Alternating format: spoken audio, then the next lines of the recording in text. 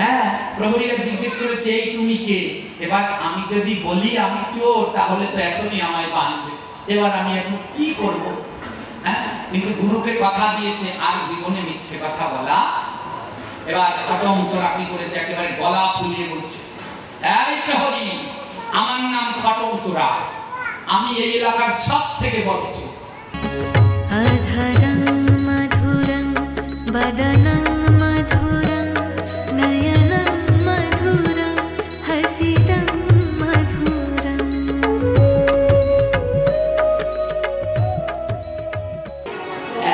এক করি শ্লোক সুখদেব করেছে আলোচনা, যাহা হইতে ঘুচে জীবে সকল যন্ত্রণা। তার মধ্যে এক শ্লোক করিব বর্ণনা, সবে মিলে ভক্তবৃন্দ শ্রবণ করু হয়ে এক মান। তস্মাৎ গুরুম প্রপাদয়াৎ জিজ্ঞাসুহং শ্রেয়োত্তমং শব্দে পরে চ নিশ্চয়ন্तं ব্রহ্মাণুনা পশ্যামাশ্রয়া। ভাগবতমে একাদশ স্কন্ধে তৃতীয় অধ্যায় 21 নম্বর শ্লোক। ভগবান এখানে বললেন, অতএব পরম কল্যাণ প্রাপ্তিতে ইচ্ছুক জিজ্ঞাসু গুরুদেবের শরণাগত হওয়া বাঞ্ছনীয়। উৎকৃষ্ট গুরুদেব তিনি যিনি শব্দ ব্রহ্ম অর্থাৎ বেদ পারদর্শী হওয়া, সঠিকভাবে বিদ্যাদানে সক্ষম। এর অর্থ কি? বলছে জগতে অনেক গুরু রয়েছে, বলছে সদ্গুরু তারা জানে শব্দ ব্রহ্মরূপে, অর্থাৎ যারা গোবিন্দের ওই পরম ব্রহ্ম ছাড়া যারা অন্য কোনো কিছু সন্ধান করে না। সদ্গুরুর অনেক লক্ষ্য। সদ্গুরু প্রথম যে তাদের কথা মুখে সে শব্দ পরম ব্রহ্ম বেদ বাক্যের মতো যা বলবেন তাহাই বাক্য সিদ্ধ। তাদের আহার বিহার আচার আচরণ পরম শুদ্ধ। আজ যেই উপলক্ষে এখানে 3 দিন ব্যাপী হরিকথা আয়োজন, যে আমাদের সকলের জ্ঞাত শ্রী বেথিরা পাঠে শ্রীযুক্ত প্রভুপাদ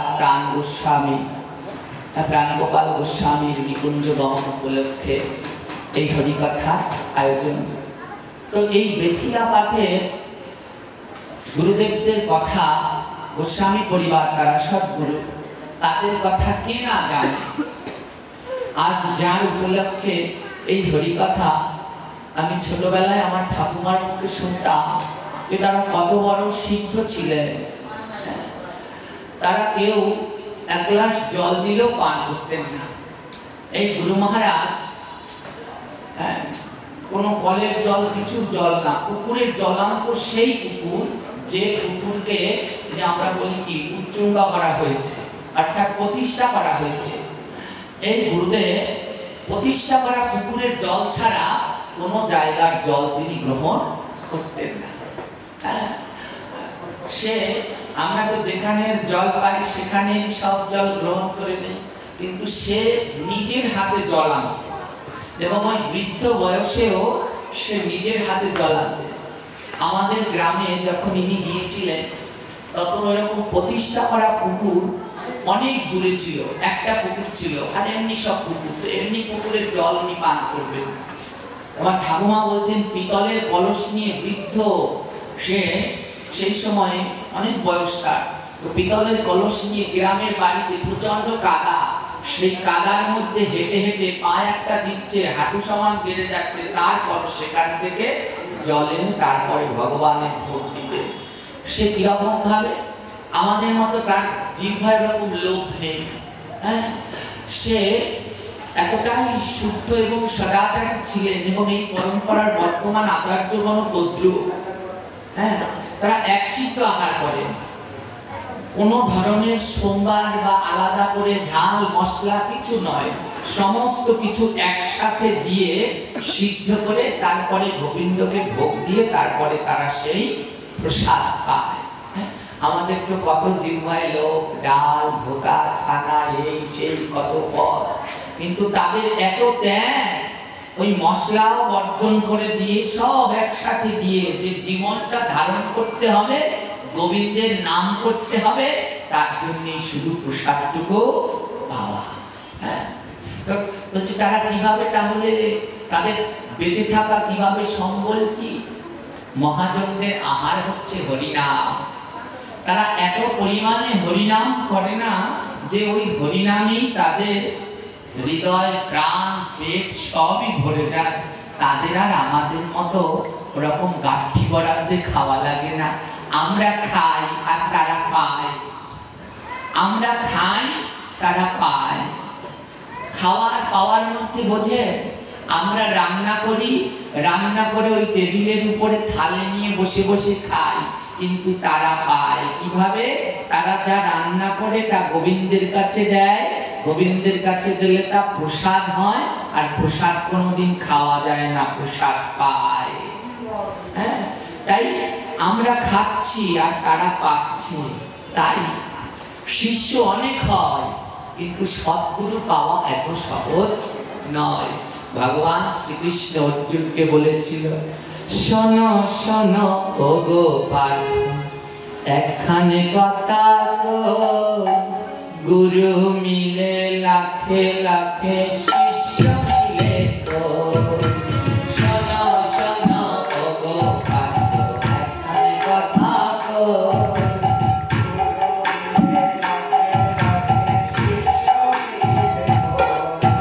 শোনো শোনো ও গোপাল, একখানে কথা গো, গুরু মিলে লাখে লাখে শিষ্য মিলে তো।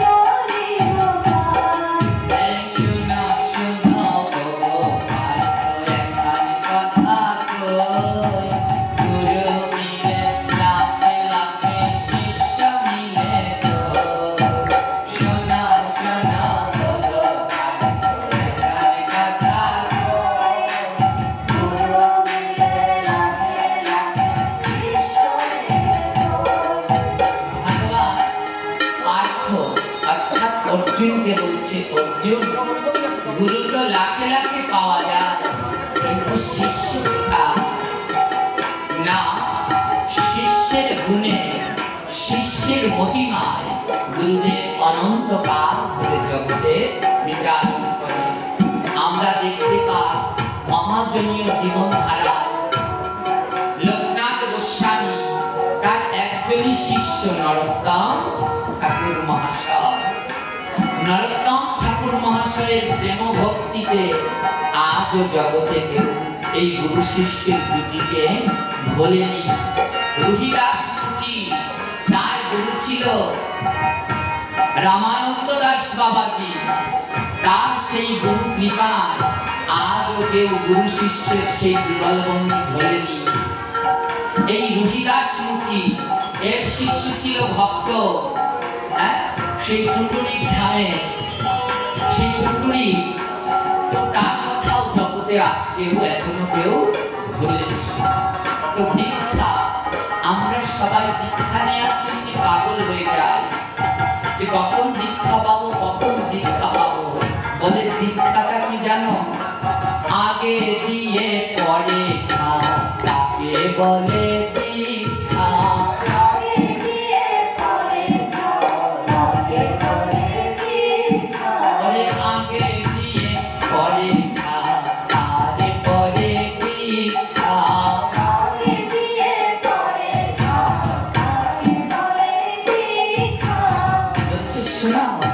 সবাই তো দীক্ষার জন্য পাগল।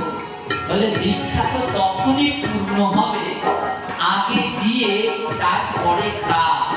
অর্থাৎ আগে ভগবানের কাছে দাও, ভগবানকে ভক্তিতে শেখো, প্রসাদী হতে শেখো। আগে দাও, তারপরে দিয়ে সেই প্রসাদ গ্রহণ করো। আগে দিয়ে পরে খা, তারপরে ভাবিস দীক্ষা। আমরা যা পাই শুধু নিজেরাই খেয়ে ভগবানকে আর দেয়া হয় না। তাই এই দীক্ষাতেও কাজ হয় না। সেই গুরু আর সেই শিষ্যই তো উদ্ধার হতে পারবে। সেই শিষ্য যারা গুরু বাক্য কোনো সময় লঙ্ঘন করে, গুরু বাক্যকে গোবিন্দকে দিয়ে প্রসাদ পাওয়ার চেষ্টা করো। প্রসাদ বুঝি হও, ওই আগে গোবিন্দকে দিয়ে খা, তারপরে দীক্ষা। তো গোবিন্দকে দিয়ে প্রসাদ পাওয়ার চেষ্টা করো, তারপরে হচ্ছে দীক্ষা। দাদা রান্নার কাছে গিয়ে তাড়াতাড়ি করেন, নাহলে কয়েকজন হার্ট অ্যাটাক করবে আজকে। অবস্থা খুব খারাপ, একটু ভোরে থাকা যায় নাকি? এবারে এই দীক্ষা তো গুরুদেবের বাণী অক্ষরে অক্ষরে পালন করা। গুরুদেব কোনো সাধারণ কেউ নয়। গুরুকে না গুরু বন্দনার ব্যাপারে সনাতন গোস্বামী উল্লেখ করেছেন, জীবের নিস্তার লাগি নন্দ সুতা হরি।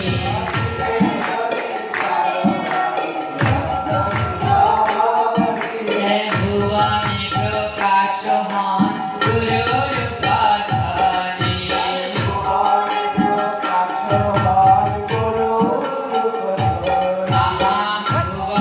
প্রকাশ হন গুরুর পদধরি।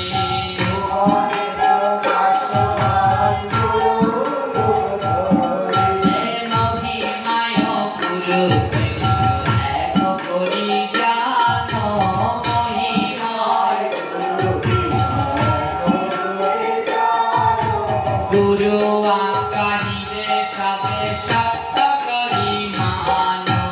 গুরু আকারিবে সত্য জ্ঞানে গুরু বাক্য আমার বিশ্বাস।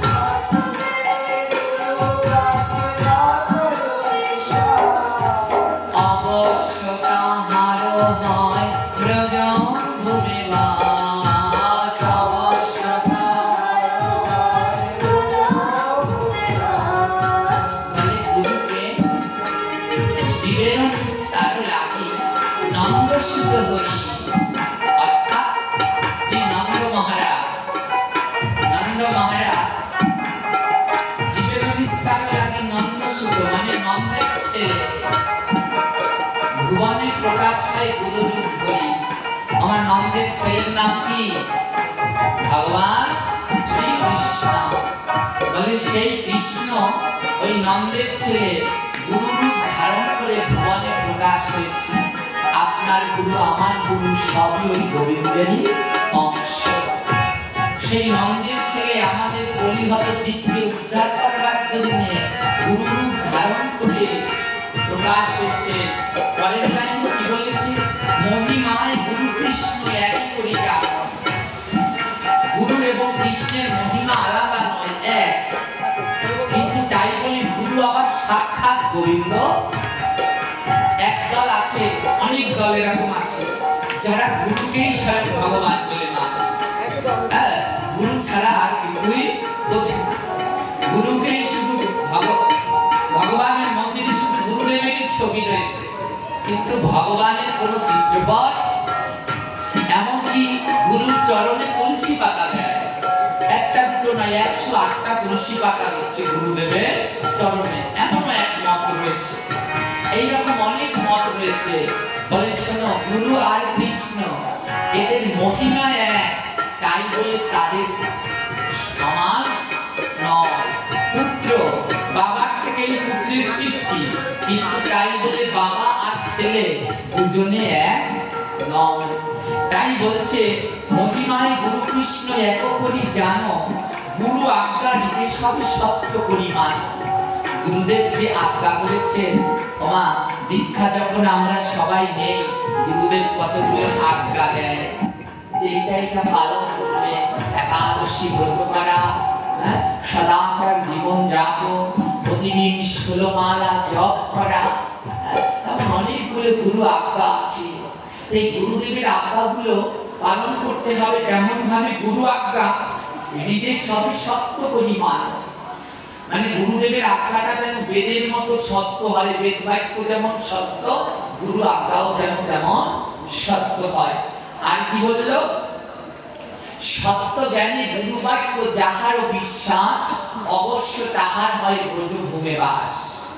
অর্থাৎ যে গুরুদেবের বাণীগুলো সত্যি জ্ঞান করে মানতে পারে, তার অবশ্যই বৃন্দাবনে বাস হয়ে যাবে। তার অবশ্যই বৃন্দাবনে বাস হবে। তাই গুরুদেবের আজ্ঞা সদা সর্বদা হৃদয়ে সত্য করে মানতে হবে। শুনুন, আজ গুরু আজ্ঞার কথা বলি। যেহেতু গুরুদেবের অনুষ্ঠান, গুরু আজ্ঞা কেমন করে সত্য, কেমন ভাবে গুরু আজ্ঞা পালন করলে পরে গোবিন্দ দর্শন পাওয়া যায়।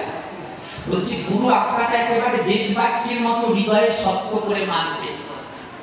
পুরাকালে এক ভাগবত ভক্ত ছিল, ভক্তের নাম ছিল খটম দাস।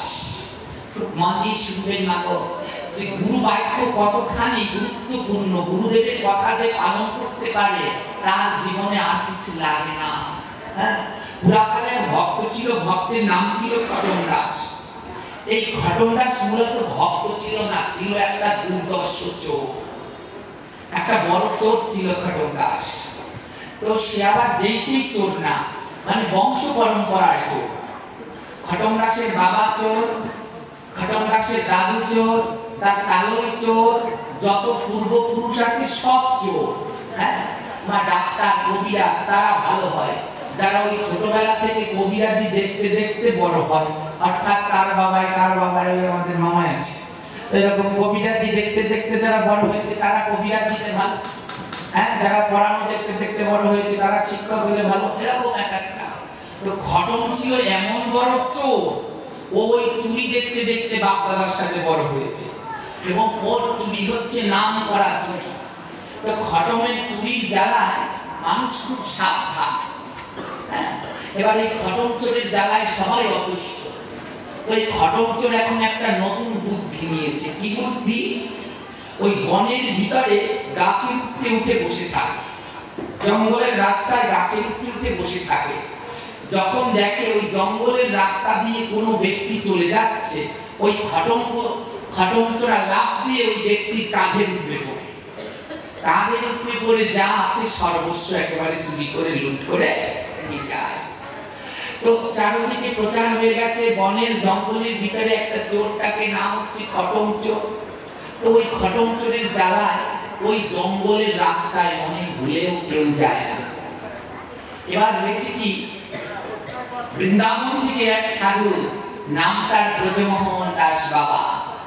এই ব্রজমোহন দাস বাবা সে হচ্ছে ব্রহ্মচারী, ঘুরে ঘুরে ঘুরে ঘুরে বেড়ায়, সব জায়গায় ঘুরে ঘুরে তিনি বেড়ায়। তিনি বয়োবৃদ্ধ, বেশ বয়স হয়েছে, তার হাতে একটা জপ মালা রয়েছে। ওই জপ মালা রয়েছে, এবারে সেই জপ মালা নিয়ে ওই জপ করে, ঘুরে ঘুরে জপ করে সব জায়গায়। আর এই কাঁধে একটা গাঁঠি রয়েছে ছেঁড়া, ঝোলা কাটা, তো ওর ভিতরে ছেঁড়া কাটা তেনা যা যা লাগে সাধুতে, তো ওই নিয়ে সে ওই ঘুরে ঘুরে বেড়ায়, মাথা নেড়ো, চৈতন্য রাখা শিখি, আর হাতে জপ মালা। সাধু তো আর জানে না যে ওই বনের পথে খটম চোরা থাকে। তো সাধু আজকে কি করেছে, ওই বন দিয়ে রওনা দিয়েছে, হরিনাম করতে করতে ওই বনের রাস্তা দিয়ে রওনা দিয়েছে। হ্যাঁ, আজ হরিনাম করতে করতে বনের রাস্তা দিয়ে যাচ্ছে, আর খটম চোরা গাছের উপরে বসে লক্ষ্য করছে দেখি কেউ আসি কিনা। সাধু আজ হরিগুণ গান করতে করতে রওনা দিয়েছে। জয় নিতাই গৌরাঙ্গ, নিতাই গৌরাঙ্গ,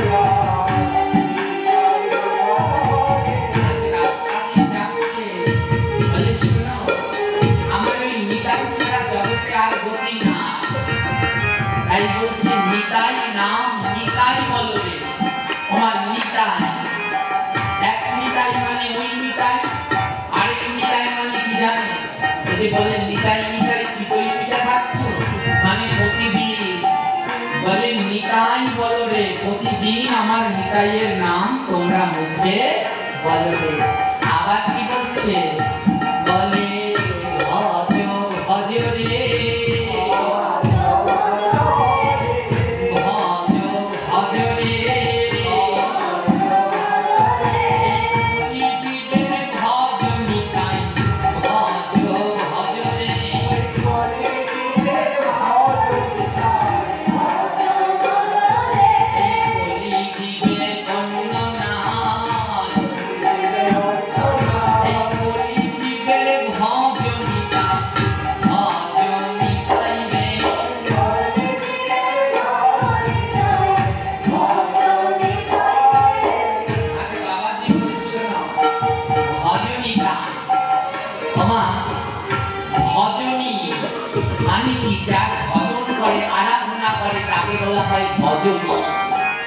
সুন্দর লাইন না? বলে কলিযুগের ভজনী, অর্থাৎ কলিযুগে কাউকে যদি ভজন করা থাকে তাহলে সে হচ্ছে আমার নিতাই। তাই কলিযুগের ভজনিতাই নিতাই।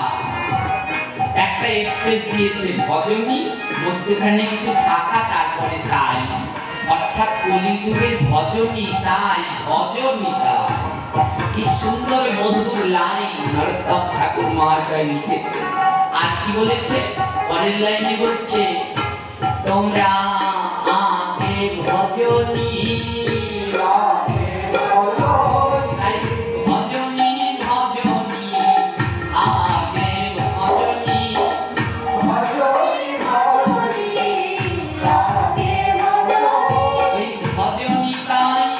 ভজনিতাই ভজনিতাই ভজনিতাই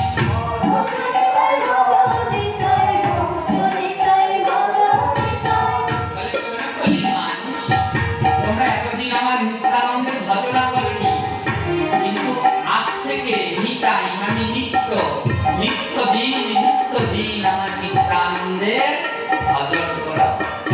আজ বাবাজি নিত্যানন্দের নাম করতে করতে যখন ওই রাস্তা দিয়ে যাচ্ছে, অমনি ওই খটম চোরা গাছের উপরে উঠে বসে রয়েছে।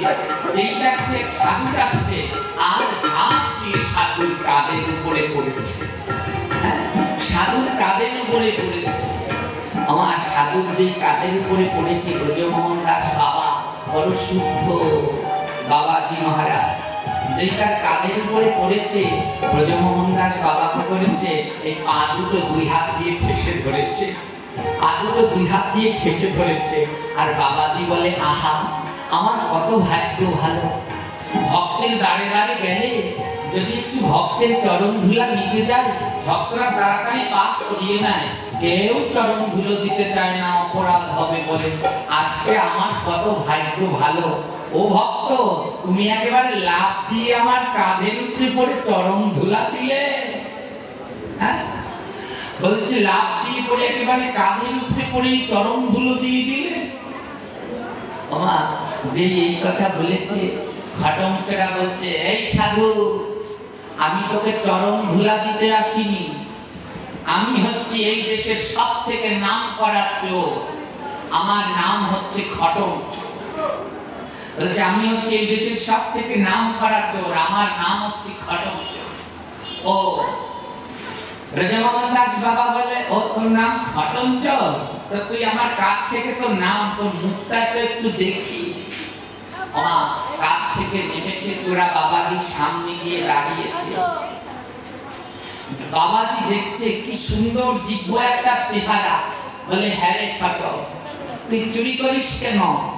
তোর এত সুন্দর চেহারা, এত সুন্দর করে ভগবান তোকে তৈরি করেছে, এই হাতে চুরি না করে একটু হরিনাম জপ করতে পারিস না?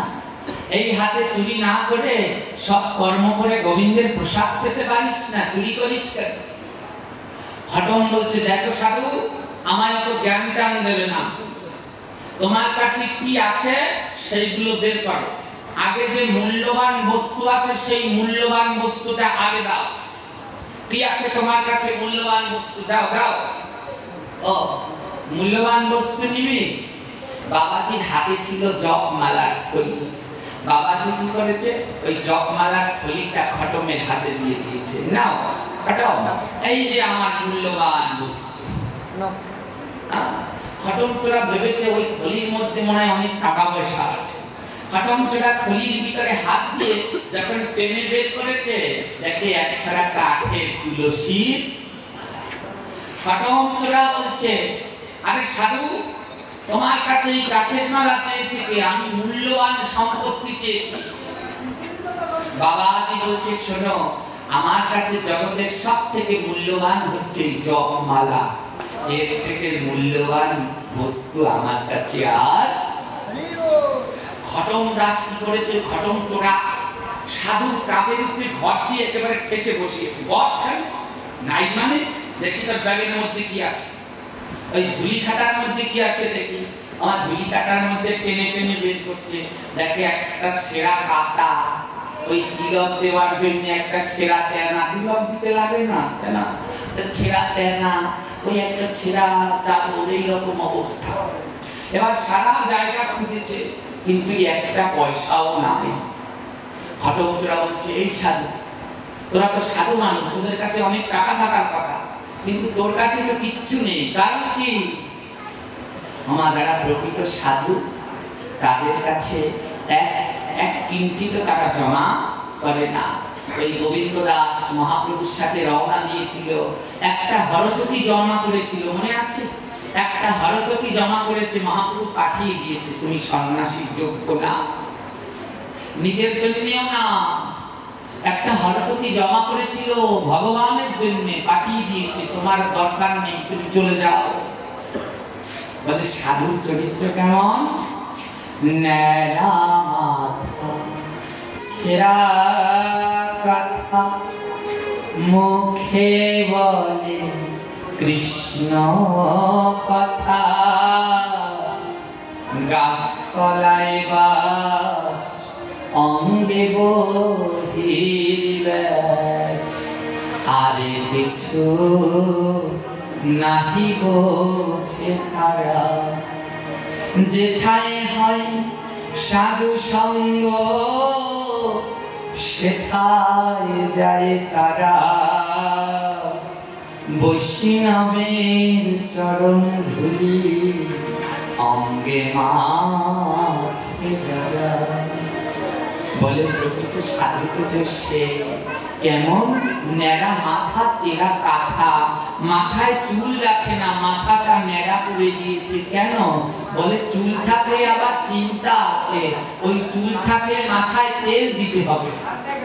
বলে সাধুরা তাই মাথাটা ন্যাড়া করে নেয়, চুলের জন্য আবার তেল লাগবে, তেলের চিন্তা করো, অত চিন্তায় দরকার নেই। ন্যাড়া মাথা আস্ত কাটা না ছেঁড়া কাঁথা রাখি। কেন? বলে আস্ত কাঁথা রেখে যদি নদীতে স্নান করতে যায়, যখনই জলের ভিতরে ডুব দিয়ে উঠে ভগবানকে স্মরণ করবে, স্মরণ করার সময় যদি মনে পড়ে আরে আমার কাকা ভালো কাকাটা ওই পাড়ে রেখে এসেছে, যদি চোরে নিয়ে যায়, তাহলে একটা ভালো কাকাও রাখে না, চেরা কাকা যেন চোরে না। আর মুখে তাদের আনো কথা নাই, তাদের মুখে শুধু কৃষ্ণ কথা, অঙ্গে বহির্বেশ, দামি জামা কাপড় নয়, ওই সাধারণ বহির্বেশ করে তারা থাকে, আর গাছতলায় বাস করেন। এই হচ্ছে সাধুর জীবন। আজ ঘটন দাস বাবাজিকে ঠেসে ধরে বসিয়েছে, এই সাধু সত্যি করে বলবি তো তোর কাছে আর দামি সম্পত্তি নেই? ঘটনরা বাবাজি বলছে, শোনো ঘটন, এই মালাটাই হচ্ছে আমার কাছে সব থেকে দামি। চোর বলছে মালা কি করে দামি হয়? বাবাজি বলছে তোমার কাছে একটু সময় হবে? ঘটন বলে কেন হবে না, আমি তো সারাদিন এই করি, বল কি বলবি সাধু বল। বলে শোনো, মহাপ্রভু একজন আদর্শ পার্ষদ, নাম তার সনাতন গোস্বামী। হ্যাঁ, নাম তার সনাতন গোস্বামী। আমার 6 জন গোসাই আছে, তার ভিতরে একজন হচ্ছে সনাতন গোস্বামী। সনাতন গোস্বামী একদিন যমুনায় গেল স্নান করতে। আমার রাধারানী একটু পরীক্ষা করে দেখছেন সনাতনের মনে কোনো লোভ আছে কিনা। যমুনার পাশে রাধারানী একটি পরশ পাথর ফেলে রেখেছে। কি পাথর? জোরে বলে। পরশ পাথর বোঝেন? কি দামি না কি দামি না? কেমন দামি? পরশ পাথরের কাজ কি? যার সাথে লাগাবে, লোহার সাথে লাগালে লোহা কি হয়ে যায়? রাধারানী একটা পরশ পাথর ফেলে রেখেছে, সনাতনকে একটু পরীক্ষা করে দেখছে। আমা যখন সনাতন গোস্বামী ওই যমুনায় স্নান করে ওই যমুনার মৃত্তিকা দিয়ে তিলক রচনা করবে, দেখে কি একটা পরশ পাথর, একটা পাথর পড়ে আছে, পাথরটা জল জল জল জল করছে। হ্যাঁ, তো জহুরিরাই জহর চেনে, শুয়োরে চেনে। তো তিনি তো জহরই একজন না, বাংলার প্রধানমন্ত্রী ছিলেন এক সময়। তো সনাতন গোস্বামী ওই পাথরটা দেখেছে, কিন্তু পাথরের উপরে তার কোনো দৃষ্টি নেই, পাথরটা পাশে পড়ে আছে। তো যাওয়ার সময় ওই পাথরটা রাধারানী আবার একটু লীলা করে আগিয়ে দিচ্ছে যেন পায়ে ঠেকে। তো সনাতন গোস্বামী পায়ে পাথরটা ঠেকেছে। তো সনাতন গোস্বামী দেখেছে চক চক চক চক। সনাতন গোস্বামী একটু মাথাটা নুয়ে দেখছে, ও এটা তো একটা পরশ পাথর, কিন্তু তার ওই পরশ পাথরের উপরে কোনো লোভ নেই, টান নেই। ও এটা তো একটা পরশ পাথর পড়ে আছে। সনাতন গোস্বামীও নেয়নি, ওখানে পড়ে রয়েছে, হাত দিয়ে ধরে ওই দেখেই পড়ে রয়েছে।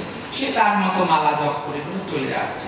কিছুটা দূরে গিয়ে হঠাৎ গোস্বামীর মনে হলো যে আহা, ওখানে একটা পরশ পাথর পড়ে আছে, ওটা যদি কোনো অধার্মিকের হাতে পড়ে, ওই পরশ পাথরটা দিয়ে অধার্মিক অনাসৃষ্টি কাজ করবে, তার থেকে একটা কাজ করি, আমি যাই। সনাতন গোস্বামী গিয়ে কি করলেন, হাত দিয়ে ধরলেন না, বললে ওই অর্থ যদি হাত দিয়ে ধরি তাহলে এই হাতে আর ওই হরিনামের মাহাত্ম্য আসবে না। কি করেছে, ওই যেখানে পরশ পাথরটা পড়ে আছে ওই পা দিয়ে একটা ঠাসা দিয়েছে, ওই নদীর কাদার ভিতরে বালুর ভিতরে যেন গেড়ে থাকে। বলে যদি কোনো সেই রকম সৎ ব্যক্তি পায় তাহলে তাকে দিয়ে দেব, ও অসতের হাতে পড়লে তো ওটা সে অসৎ নিয়ে অসৎ কাজ করবে।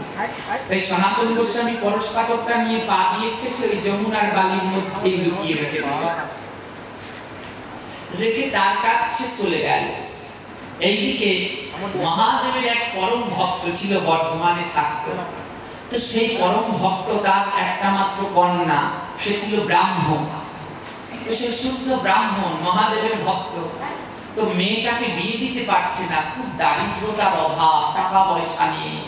সারাদিন মহাদেবকে ডাকে, ভোলানাথ, ও ভোলানাথ, আমায় কিছু টাকা পয়সার ব্যবস্থা করে দাও না, যে আমি আমার মেয়েটাকে একটু বিবাহ দেওয়ার ব্যবস্থা করি। একদিন রাতে কি করেছে, ওই ব্রাহ্মণ মনে মনে ভাবছে আমি কাশী যাব, কারণ কাশীতে মহাদেব বড় জাগ্রত।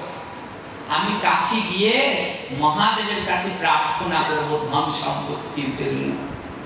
ওই ব্রাহ্মণ বর্ধমান থেকে কাশী চলে গেলেন। কাশীতে গিয়ে মহাদেবের কাছে প্রার্থনা করছে, প্রভু হে কাশীর ভোলানাথ, বৈদ্যনাথ, তোমার তো অপার করুণা কৃপা, আমার একটা মাত্র কন্যা, বিবাহ দেওয়ার মতো ধন নাই, কিছু ধন সম্পত্তি যদি দিতে, কিছু ধন সম্পত্তি যদি দিতে।